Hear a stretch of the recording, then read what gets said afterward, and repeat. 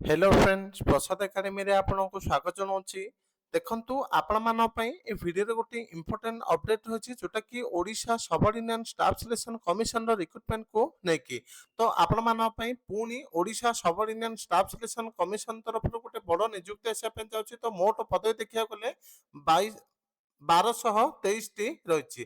तो कौ पोस्ट चलत डिटेल आम देखी नवा। तो आपण मैंने स्क्रीन में देखी पारे यहाँ हूँ गोटे ऑफिशियल लेटर जोटा कि government of Odisha department of social security and employment of persons with disability letter number देखो 14255 डेट हूँ 17/12/2025।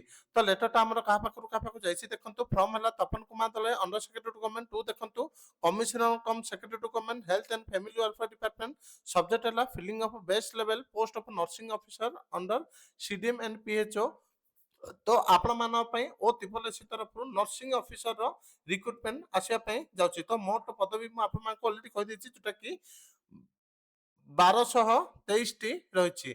तो एथिरे कोन दिया देछि चलंतु डिटेल देखि नबा। तो एठी दिया देछि in inviting reference to office letter number दिया देछि डेट हैला 10/9/2025। I am directed to say that 49 posts may be reserved for PWD out of 1223 vacancy of nursing officer. The post of nursing officer has been identified person with benchmark disabilities the following table। तो इठी दिया जाइछि को pH candidate माने eligible हेबे nursing officer पई। तो finally ओ triple SC तरफ आपण मान पई 1223 टी वैकेंसी आसा पे जाउछि जोटा कि नर्सिंग ऑफिसर रो। Thank you.